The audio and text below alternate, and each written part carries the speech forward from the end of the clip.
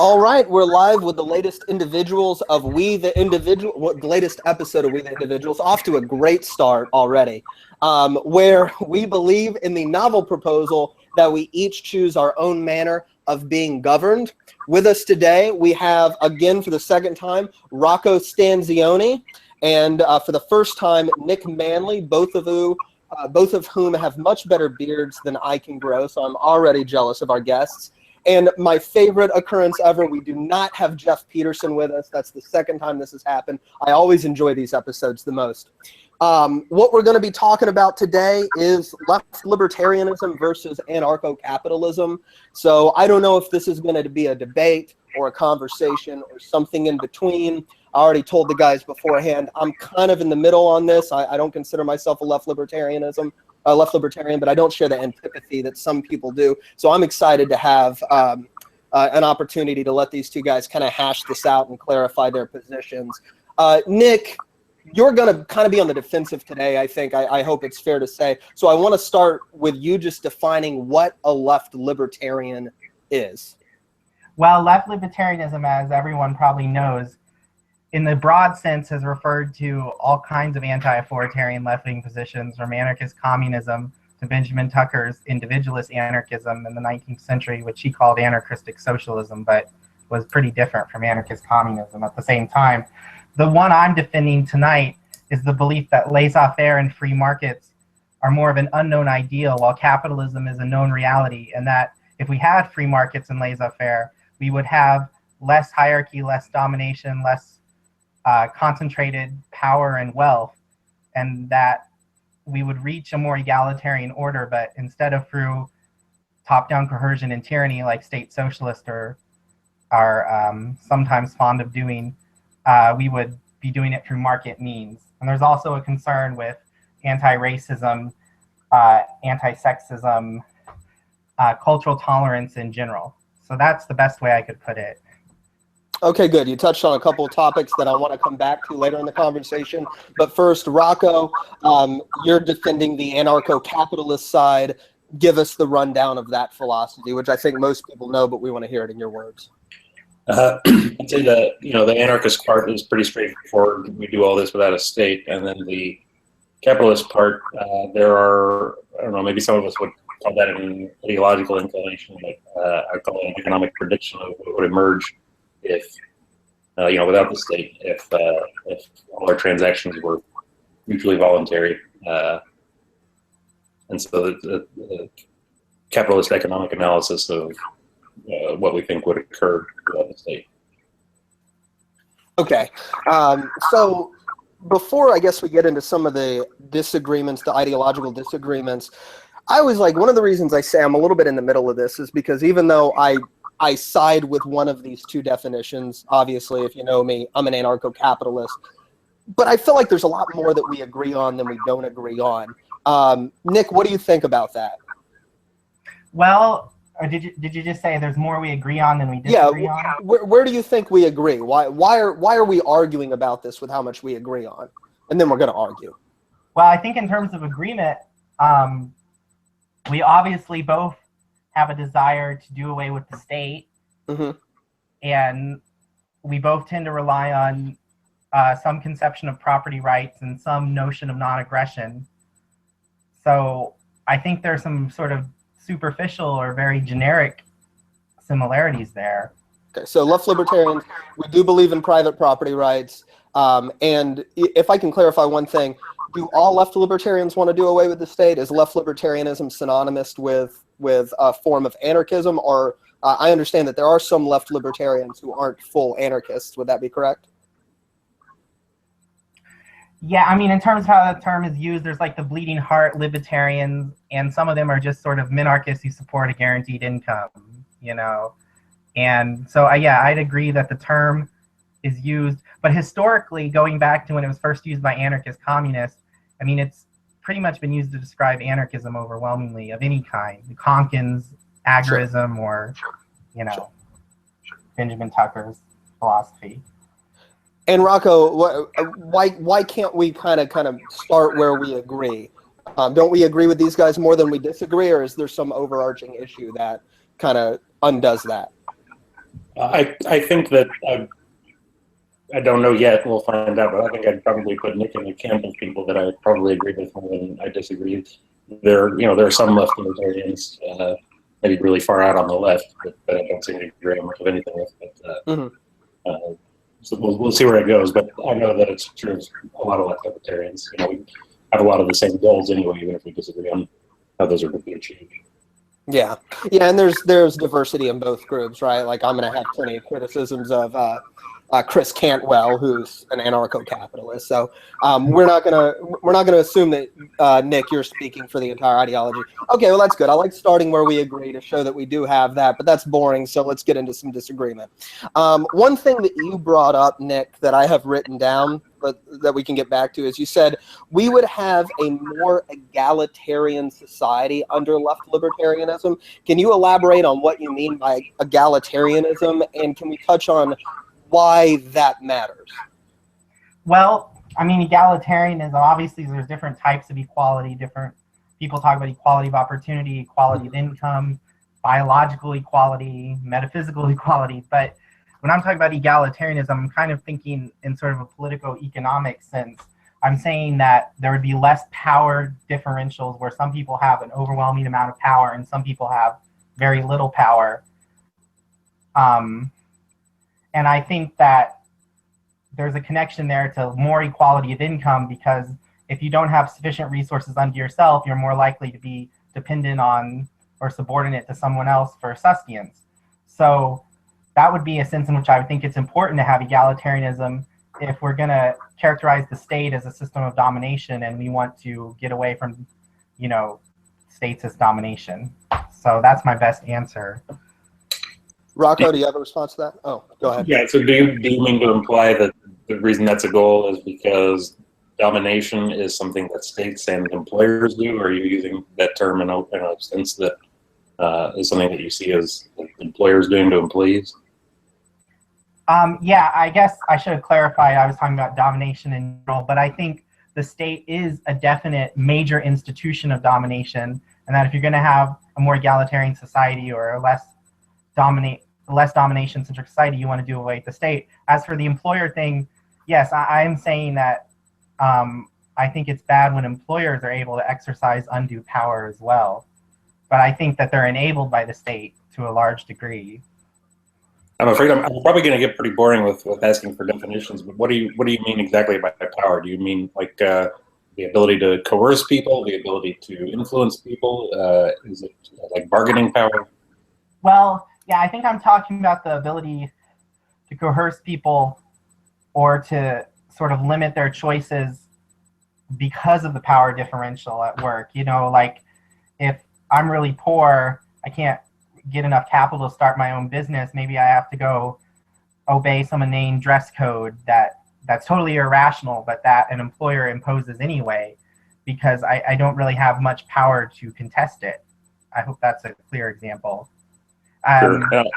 I may have to take a little bit of time to know where you're coming from and how you see it, because there are left libertarians who just want to completely do away with that relationship altogether, not just the those unreasonable relationships with the ridiculous requirements and threats and whatnot. Is that where you are on this? That you have no objection to the employer-employee relationship in general, so long as it's ridiculous and unduly oppressive? Well, I think if you did have to have managerial authority, which let's say I would prefer more democratically elected managerial authority in the workplace to more traditional employer-employee relationships. I hope I'm not evading your question though there. No, I think that answers my question. So, okay. Can I jump in, Rocco? And I think I'm jumping off your point. Just for clarity, Nick, are you against hierarchy in the workplace? I think is what a lot of left libertarians were argue against. Are you against hierarchy to any degree or in an absolute sense? Well, that's a tough question because I just conceded to my opponent that maybe we will have managerial authority for practical reasons, but that I would prefer it to be more electable and accountable to the people on the shop floor.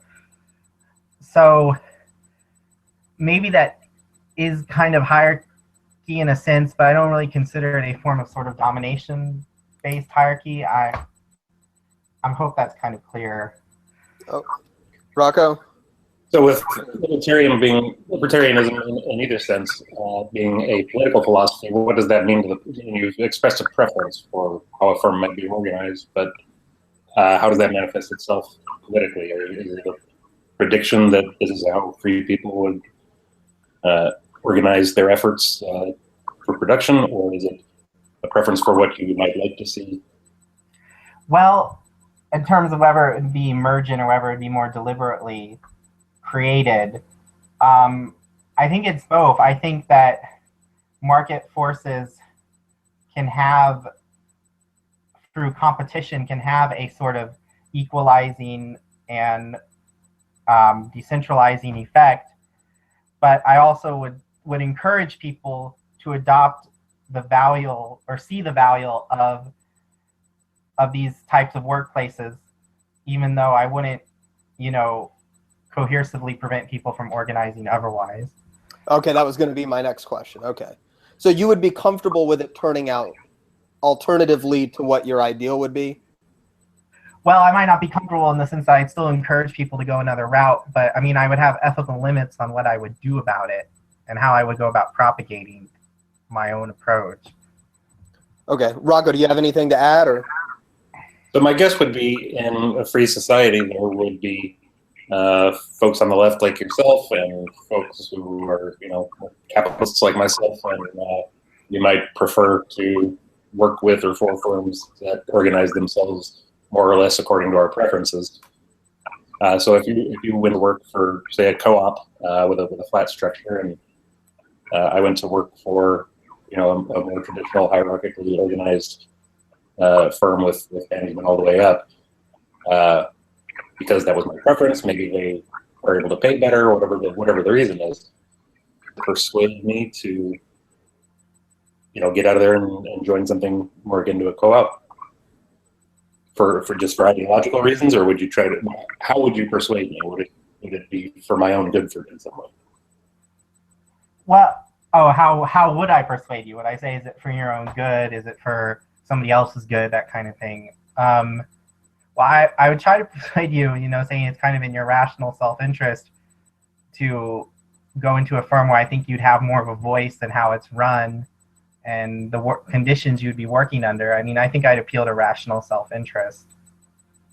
I mean, my experience in the workplace has largely been, I have no idea how to run these things. I know how to do my job, and if you put me in the boss's chair, the company wouldn't last the rest of the day. I wouldn't want authority over something like that. So you're saying you don't want that kind of responsibility? I mean, it depends on the situation, but in many of my experiences as an employee, I would have failed in that responsibility. I was good within the scope of my expertise, what I was hired for, but if you put me in charge of the business itself, I would have run it right into the ground. And I would have been doing that with the responsibility for all these employees who depend on that company for their livelihoods. I guess that goes back to what I was talking about. If we're going to have managerial authority, have it more sort of democratically elected and accountable.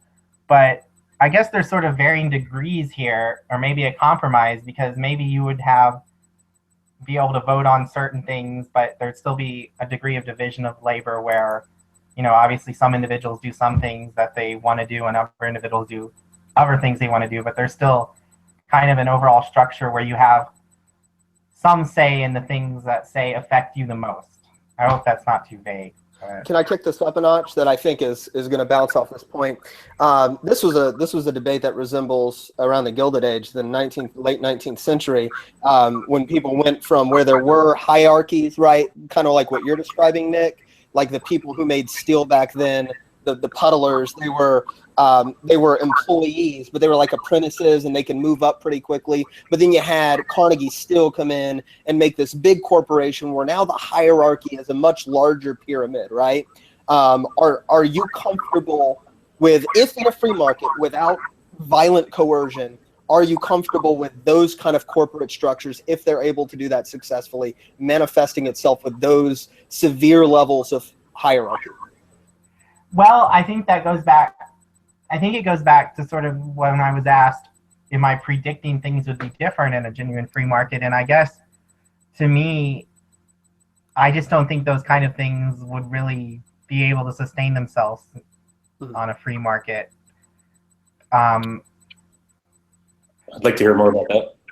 Yeah, well, Kevin Carson has done some work on sort of the economy of scale and has pointed out that, like, there's one USDA study he cites that says that actually economy of scale is reached on like a much smaller farm than agribusiness is than the size of, say, corporate agribusiness, and that his hypothesis is that because we have all this subsidization of the corporate form, that maybe that's sort of hiding the true diseconomies of scale present and the true cost that the businesses would otherwise incur because of their size.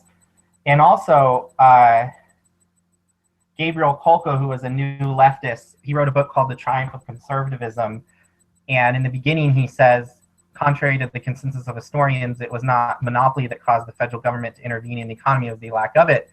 And he provides a lot of data to show that even though they had all these people forming trusts and mergers, they were still losing out and economic power was still dispersing and decentralizing. And I think that suggests that maybe very severe and large businesses, even from a standpoint of market efficiency, might not be all that sustainable. So the agriculture example is a good one for Kevin's point, in that large agricultural businesses certainly are subsidized. So it's not as if, as long as I hire enough managers, the government is going to start giving me money to offset any diseconomies of scale. So there are, and the Austrians, who are notoriously generally anarcho-capitalists, have written extensively about diseconomies of scale, and the conclusion is basically not that larger is worse, because there's also plenty of evidence that isn't the case, but that for any firm there is an optimal size, and when you start growing beyond that size, you incur certain diseconomies of scale, and below that size, you miss out on economies of scale. And so, by subsidizing some of these large firms, like big agribusiness firms, can offset the effects of some of those diseconomies of scale and allow them to grow almost indefinitely at somebody else's expense. But without that, I see no reason to believe there wouldn't still be very large firms, very large hierarchical firms. Well, go ahead, Nick. I guess another point to tie into what my opponent and you were discussing or asking me about, I mean, there are relatively large-scale worker cooperatives in the world. I mean, there's the Mondragon system in Spain, which is pretty big. So maybe I'm being a little hasty to suggest that there's an irreconcilable difference between what I'm advocating and anything that's too big. Maybe you could have more cooperative business forms, more egalitarian business forms that would still be large, like Mondragon, and in relative terms. So just point that out.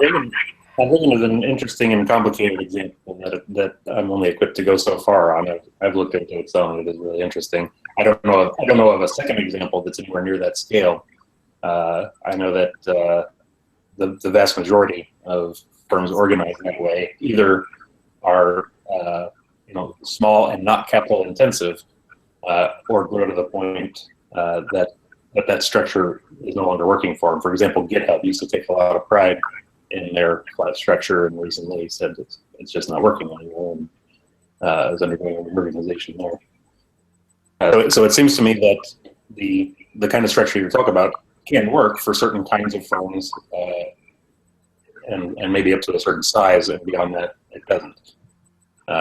And it sounds to me like your prediction is that once it grows beyond that size, without the subsidization or the protection from competition, that it would fail. It would get too big and too hierarchical, and for reasons I don't know yet, it wouldn't work out for them. Is that kind of what your prediction would be?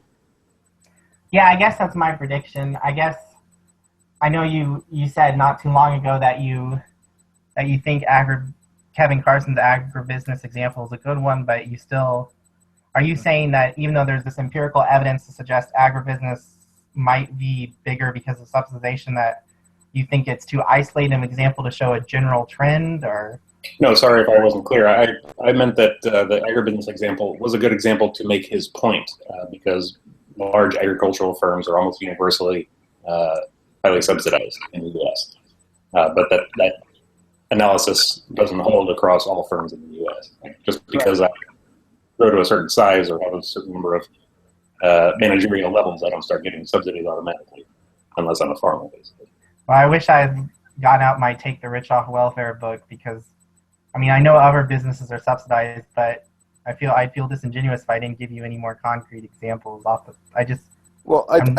Can I clarify? Because I think what he's saying is, well, yeah, that is true for agribusinesses. A lot of businesses are subsidized. Nobody's going to disagree with that, but certain businesses under different models, particularly more capital intensive businesses. I mentioned steel earlier, and that's a great example. One of the reasons it formed the way it did is because the investment of a Bessemer converter, which automated a lot of the steelmaking process, took so much investment that you kind of had to invest in. You had to invest on these large scale factories. In other words, the economies of scale were way farther out there than there was in agriculture naturally.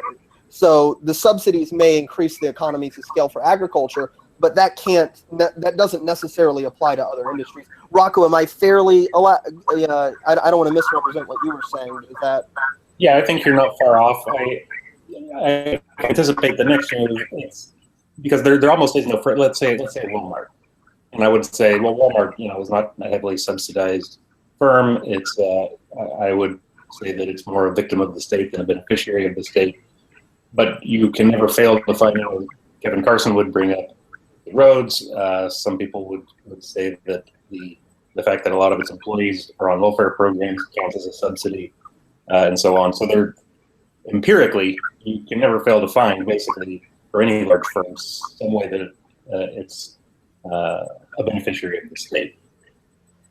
Is it a net beneficiary of the state? And in most cases, I don't think it's possible to answer that question with any certainty. So doing the empirical analysis is going to be a bit difficult. So I'd be more interested in the economic analysis. Nick, I'll let you say one last thing on this if you want to, but then I want to switch subjects. Just on Walmart, I can't remember the exact title, but there is a study that charts, my opponent just mentioned some of the ways he concedes it's subsidized, even though he thinks it's a net beneficiary or a net victim. But there is, I think it's from Good Jobs First, if people want to Google that sort of tries to lay out in precision detail just to what extent Walmart is aided by the state. So I just wish I could remember the exact name of it. Okay, well, this is a good transition to another topic I wanted to bring up. Do you subscribe to the idea of vulgar libertarianism, Nick? It's funny you mentioned that, because I never actually used the term, but I am prepared to. I mean, I guess it's implicit. I'm implicitly, or even explicitly, saying that people do conflate free markets with capitalist reality.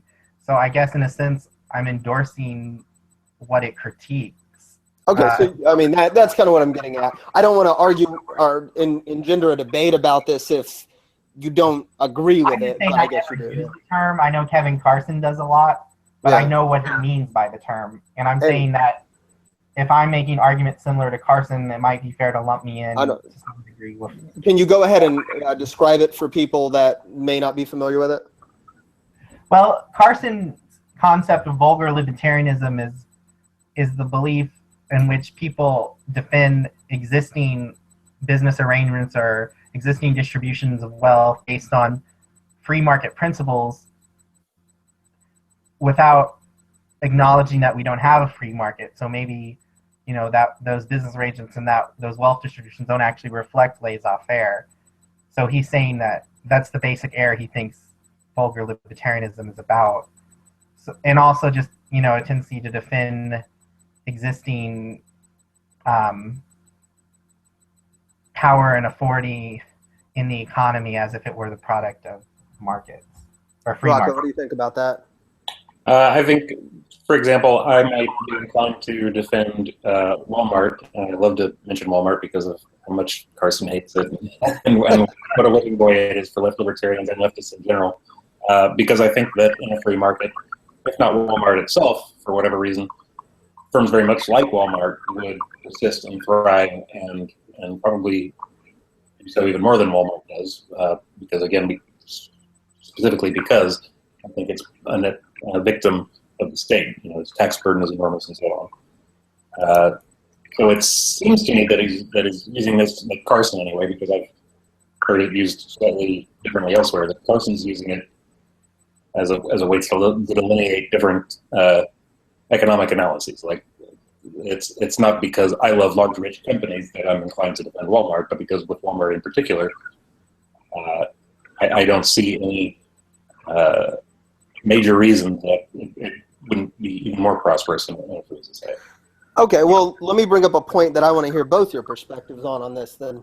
How do you untangle, in your case, Rocco, how do you untangle what I think you mentioned was the net beneficiary or the net detriment from state intervention? Yeah, they pay a lot of taxes, but they also benefit from these regulations. And how can you untangle that in a way that defends using these real world examples for you, Rocco? And Nick, I want to hear from you after on how that can defend vulgar libertarianism. Then, Rocco, you first. Sure. I prefer not to use real world examples, although almost everyone else prefers to hear about them, because as an Austrian, I'm the economic logic, and in real world examples, there are always just endless complications whose impact on the question has to somehow be quantified, and you can't ultimately do that. So, for example, Walmart, the government builds roads and Walmart gets to use the roads for free. So what exactly is the impact on that? Absolutely cannot be quantified and compared. Right. Okay. So that's the difficulty I have with that there. But it's because because the other guy brings it up, or because it for whatever reason makes itself an interesting example. To me, Walmart is an interesting example of certain things. It's hierarchical. It pays low wages. The left absolutely hates it. They run around doing a lot of apparently good things. They keep winning and winning with very low margins, and so there's all kinds of interesting things there. But then, of course, because it's a real world example with endless complications, somebody who knows what he's talking about is going to find one of these things and can pick it apart.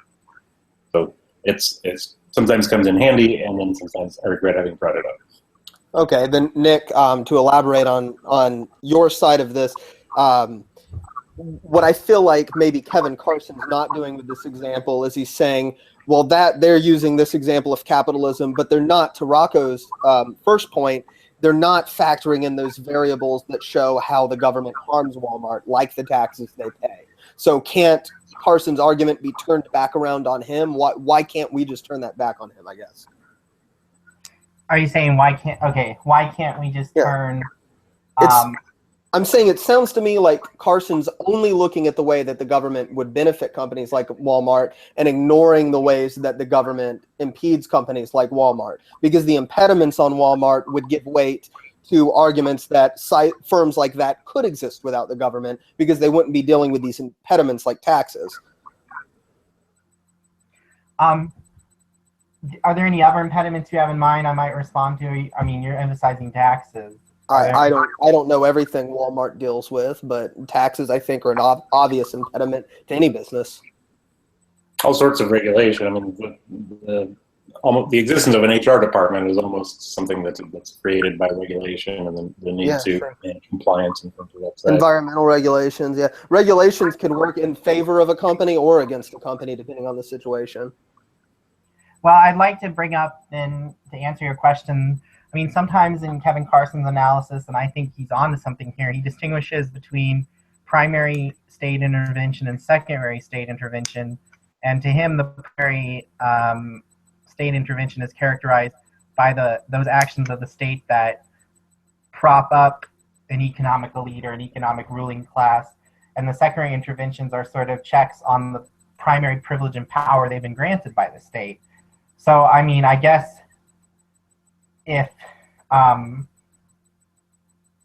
you think Walmart is primarily a beneficiary of the state but there are restrictions on how they can treat their employees or how much they have to pay them and stuff. You might say, well, those are sort of secondary restrictions, so they may get in the way of Walmart, but they're sort of decreasing the power and privilege on net that the state has granted them. I hope that's clear. I don't. Yeah, I mean, I think what it comes down to, and Rocco touched on this talking about Austrianism, is you can't really make the argument one way or the other that we would have or would not have firms the size of Walmart, right? We don't know that for certain. So I guess the question would be, how would left libertarians handle this? If you're predicting that firms like Walmart wouldn't exist, what if they did, I think, is the question that is next best. Would you be comfortable with it? Because that would be my answer. I don't want to speak for Rocco, but that's always been my answer. I don't know what it would look like, but I'm comfortable if something that big did exist, as long as it didn't happen through violent coercion. Would you be comfortable with that? I guess one of the reasons I'm a libertarian is because of the leftist commitment. So I don't think I'd be comfortable with that. But, obviously, as I've expounded here, my position is that I won't have to worry about that, given my predictions about a truly free market. So you reject the premise? Yeah, I mean, Okay, that's fair. Okay, yeah. I gave Nick the last word on the last topic, so Rocco, you can have it this time, and then we'll change subjects. I would love to just ask Nick one last question real quick. Sure. You said a couple of times the phrase real existing capitalism, and I would like you to tell me by what definition of capitalism you can utter that phrase. Like what does that actually refer to, and how? That was one of my topics, so we'll just make that the next topic. I mean, the way left libertarians define capitalism is we tend to see it as a separation of sort of labor from ownership of capital, so they have to sort of sell their labor power for wages rather than have ownership of the final product as sort of a co-business owner. I hope that's clear. Sure. So any economic arrangement under which people who do work are not the same people who own the capital they're using to undergo production, that's capitalist. Yeah, I mean, sometimes capitalism, left libertarians use it to refer to concentrations of wealth and power, but that really also ties back into the idea that there's a division between labor and capital, that there's a separation. So yeah, I think you just clarified what I said pretty well. So that's how you define it then, as that separation. Yeah. The separation of labor and capital. Rocco, anything you want to follow up with this? If not, I have questions. I was hoping to use it in the future. I'm assuming that the definition of capitalism is going to come up again. Do you believe in the any form of a labor theory of value, Nick? And I haven't read Marx on it. I've read Kevin Carson's sort of reimagining of it through some extent, dependent on the sort of trying to integrate the subjective theory of value with the labor theory of value. But I don't really have a definite opinion on it because I found that to be kind of the most confusing part of that book. Right, and that's why I reworded myself. I'm sorry, Rocco, I just wanted to clarify. I said any form of a labor theory of value because Marx's is very specific. And I don't think left libertarians believe in Marx's dogmatic labor theory of value. So that is why I reworded that. Rocco, I didn't mean to cut you off. I'm sorry. No, I was saying I also found Carson's subjectivization of the labor theory of value confusing, and I've tried to reach out to him, and I know other people who have as well, and other left libertarians who seem to know what he means, and none of them will tell us. They will refer us back to the book. So okay. It remains a little bit mystery. So are we all in agreement that we're confused by it, Nick? Yeah, I mean, I'm saying I was confused by that part of Kevin's book. Okay. I didn't really quite grasp it, but in general, I don't know enough about the labor theory. If we're all confused by, I mean, there's different forms of it. I can speak on other forms of it, but I don't think left libertarians subscribe to like Marxist labor theory of value that I'm aware of, so no point be a straw man argument. But if we're all confused by Kevin Carson's, we don't need to waste time debating it. Obviously, either Kevin Carson is wrong, and that's why we're confused, or he's way smarter than all of us, and that's why we're confused. And I guess everybody else can decide. I have my opinion on that, but I'll leave that I guess ambiguous. Let's move on to another thing I wanted to bring up. Thick libertarianism. Both of you, what do you think on this? Nick, you first. Well, thick libertarianism, I think Charles W. Johnson might have coined it in an essay, Libertarianism for Thick and Thin. Mm-hmm. I think it does a good thing by sort of talking about commitments we might have as libertarians that don't necessarily logically follow from the non-aggression principle, but which we have other good reasons to support. So they're sort of connected in a way, but they may not in a strict linear logical sense, but there are still reasons why they might complement a libertarian position or ethic, because I guess I don't think you can exhaust everything through just the NAP. So I think it adds that more substantive component to it and allows us to have value commitments that address issues outside of the NAP. Sure. I should have opened with this, but Nick, can you tell what thick libertarianism is in case anybody's not familiar with these terms? Well, thick libertarianism is often confused with left libertarianism, but as Roderick Long and Charles W. Johnson point out, even Hoppe, when he defends the idea that we need a socially conservative culture as a prerequisite or foundation for a libertarian politics, he's being a thickist in that sense, even if he doesn't use the term. He's saying that there are values that are foundational or... But what is thick libertarianism? Okay, well, it's the idea that there are values outside of the NAP that complement a basic libertarian position that we have good reason to adopt. What? Well, in my view, I think we have, given the anti-collectivism of libertarian politics, we have good reason to be, say, anti-racist. Now, maybe you can say, well, racism doesn't strictly contradict the NAP, but if we want to encourage a culture where the NAP can flourish, the NAP's an individualistic doctrine. We would want to get away from a collectivist culture where racism was acceptable. What about, and I want to get to you, Rocco, but I want to make sure we get this definition out there in full first. Atheism has been associated with thickism, is my understanding. Do you include that in your understanding of thick libertarianism? I don't know if I would say that would be as crucial to.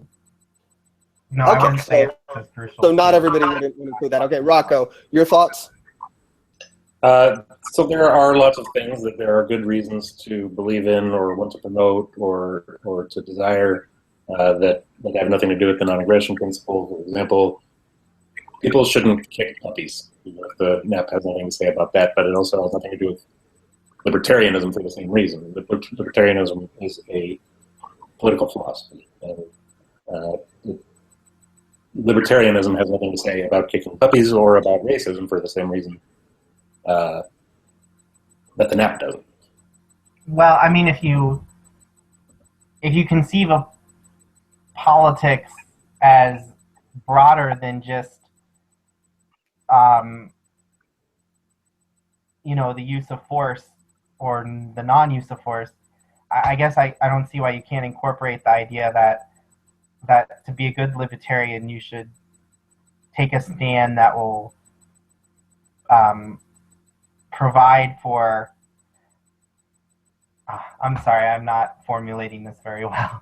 I'm saying Are you go ahead, Rocco. If I can actually try to help, so, I mean, as a good human being, there are certain puppies and racism and so on. As a good human being, these are positions that you should stake out. Is there a position that any decent human being might not automatically gravitate toward that's somehow unique to libertarianism that should be added into the concept of libertarianism, but that any non-libertarian would have no reason to gravitate toward? So, a concept that can be linked to libertarianism, but that you're saying a libertarian wouldn't necessarily have a reason to endorse, or that nobody would expect a Republican to endorse. That has nothing to do with it.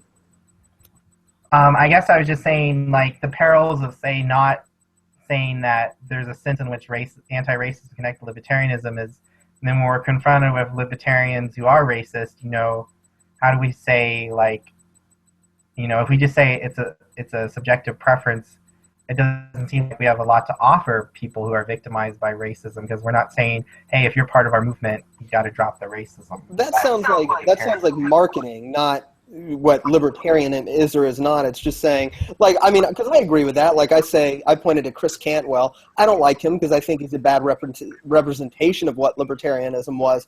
But until he started being a Trump shill, I never contested his libertarianism. I just didn't like the guy. And that seems to have nothing to do with what libertarianism is or is not. Rocco, do you have anything to add to that? I don't want to step on your toes. No, that sounds about right to me. I mean, to most of us, the people like Chris Cantwell are people who, defend ideas like racism because they actually endorse those ideas, are practically ostracized from the mainstream of the movement as it is. And that's not because we're thick libertarians. It's because, as a decent human being, those are not positions that you should be holding or espousing. Right. Is it fair to say, Nick, that you can just be a libertarian, but I don't like you because of other non-libertarian things? Because, I guess that would be my position on that. Is that fair? I guess it's logically possible. Yeah, I'm not saying that literally everything in the universe has to be encompassed by libertarianism. I might say some valuable commitments beyond the NAP and property rights or are to relevant define to this, it. everything that you think is personally important doesn't necessarily have to be part of libertarianism, I think is the issue. You're talking as a general point. I'm not going to deny that, even if I might still say there are good reasons that are relevant to libertarianism to incorporate certain values, even if they don't logically contradict the NAP or something. I'm sorry, I should have read up Charles' essay beforehand, so I would have had more clarity on this thick libertarianism discussion. Rocco, do you have anything else you want to add or change topics? It's been a while for me too since I read Johnson's article on that. I recall that I disagreed with it pretty thoroughly, but for reasons that I've already stated. And that okay, we can move on then. Well, a related one, social justice. Rocco, I'll let you start since I've been letting Nick start most of these. What are your thoughts on this idea of social justice that's so popular among both the left libertarian and the political left now? Sure. As you can tell by the fact that they have to qualify it, it is something other, and it almost universally is some kind of injustice.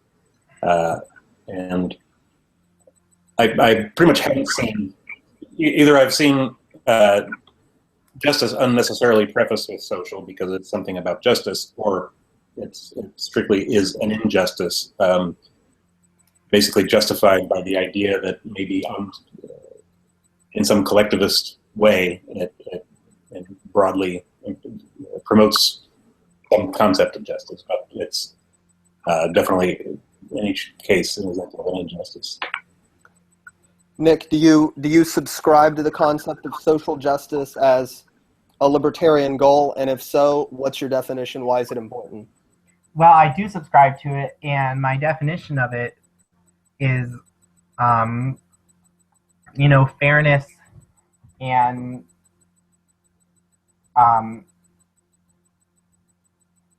fairness and basic decency applied to individuals who are part of oppressed groups who are deemed collectively inferior and are oppressed on that basis. What is fairness? What is fairness? Well, I think treating people with a basic decency, treating people the same in the same context, the same situation as you would treat any other individual without sort of discrimination based on, irrational differentiations. Oh, their race, especially, unchosen characteristics. Am I unfair to say that this is a very, all your terms to me seem remarkably I don't want to get into attacking you, but I don't know how to respond to them because they seem very vague. Am I unfair to say that these are like fair, decency? Like, I mean, because they seem non-objectionable. Of course, I believe in fairness. Doesn't everybody? But what is fairness? Treating people decently. What does that mean specifically? Treating people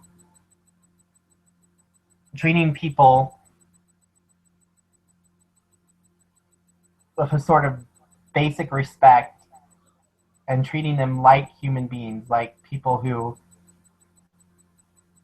aren't sort of inherently inferior because they have some unchosen collective characteristic. I'm sorry I'm so vague. This might be a criticism of me after the debate.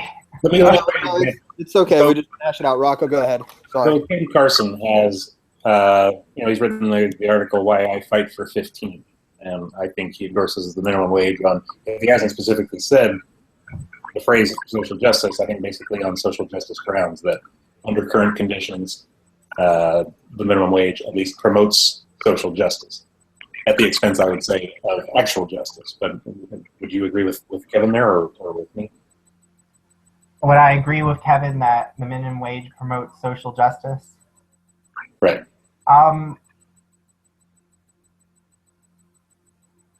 Yeah, I tend to think, given the state's aid to employers, that that it is.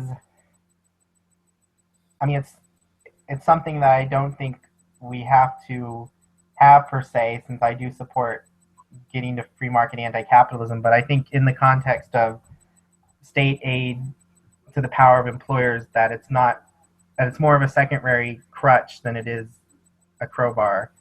I'm sorry if that was vague. Can I ask for clarification? Are you saying that in the context of the statist system we live in, the minimum wage is a good thing? Without government, we wouldn't need it? Is that your argument?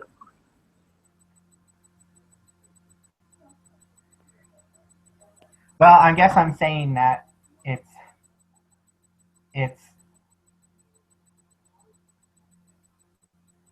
yes, I guess I am. Okay, that's okay. Rocco, I'll give you the last word. I want to get to one other topic, and then we're going to wrap up. Rocco? It's again a question for Nick, if I could. So if social justice, and I guess if you're saying that on social justice grounds, if social justice is an individualist idea, and it's just I treat other people with dignity, even when they're members of some group that are popularly treated otherwise, how does the minimum wage do that? If I'm let me clarify. I'm forced to pay you a certain amount, and then that forces me to fire someone else or something like that. How does that promote social justice? Nick? I think there may be a delay. Are we losing him? Did he freeze out? I thought it was me for a second. No, I think it's okay. So I think it looked like we were getting a delay. We are about 12 minutes out, and it looks like we lost Nick. So I guess we can end on a really oddly inconclusive note. Then I had one other topic I was going to bring up, but I think that I think we lost Nick. Okay, well, that was a good conversation. I wish Nick hadn't cut out right there. It was getting interesting. I enjoyed it. Rocco, thank you for coming on. And Nick, I'm sure I will get up with him and thank him as well. I'm sorry that we had some technical difficulties, but at least it wasn't until after we got through a lot of these good topics. Any parting thoughts, Rocco? Yeah, since Nick can't hear me now, maybe he'll check it out later. I'd like to thank him for his time. This was a good conversation. Okay, well, let's wrap it up there, Jeff. Jeff Peterson, if you want to take us out.